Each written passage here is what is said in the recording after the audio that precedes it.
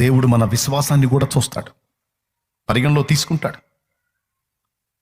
మన విశ్వాసాన్ని సిగ్గుపరిచే దేవుడైతే కాదు, సిగ్గుపరచడు. నీ విశ్వాసానికి మించి చేయడు, నీ విశ్వాసానికి తక్కువ కూడా చేయడు. నువ్వు ఎంత విశ్వసిస్తావో అంతవరకు కార్యం తప్పకుండా పొందుకుంటావు. ఎందుకంటే అక్కడ రాయబడి ఉంది, ఆయన మన విశ్వాసాన్ని చూస్తున్నాడని.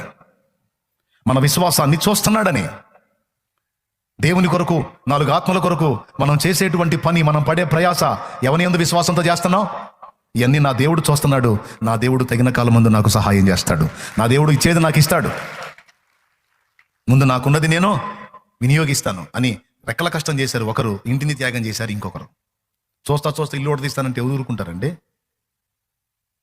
ఇంకెక్కడుంటాడు మళ్ళీ ఇల్లు కూడా తీసుకుంటే? అయినా పర్వాలా, ఇబ్బంది పడతా, కానీ ఒకడు బాగుపడాలి. వాళ్ళ త్యాగం చూడు. ఒక ఆత్మ రక్షింపబడాలి, ఒక ఆత్మ స్వస్థత పొందాలి, ఒక జీవితం బాగుపడాలి. దానికోసం వాళ్ళ గుండెల్లో ఉన్న ఆ ఆసక్తి, ఆ విశ్వాసం రెండు చూశాడు.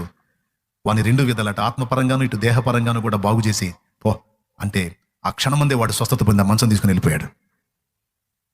దేవునికి మహిమ కలుగును గాక. విశ్వాసంతో మనం చేసే ప్రయత్నాలు దేవుడు చూస్తాడు.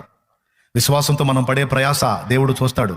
విశ్వాసంతో మనం చూపే దాతృత్వాన్ని దేవుడు చూస్తాడు, పరిగణలో తీసుకుంటాడు. మొదటిది చెప్పాను, ఆసక్తిని చూసి సేవకు పిలుస్తాడు. రెండవది చెప్పాను, విశ్వాసాన్ని చూసి కార్యాలు చేస్తాడు. మూడవది, మన త్యాగాన్ని కూడా చూస్తాడు ఆయన.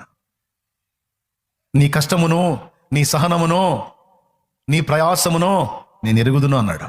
ఎవరు చెప్పాలి? ఏసైకి ఫోన్ చేసి ఎవరైనా చెప్పాలింది? మన ప్రయాస, మన కష్టం, మన త్యాగం నా తండ్రి ఎరుగును.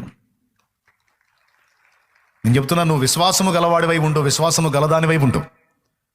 నువ్వు విశ్వాసం ఏ పరిధిలో ఉంచుతావు ఆ పరిధిలో తప్పకుండా కార్యం జరిగిద్ది.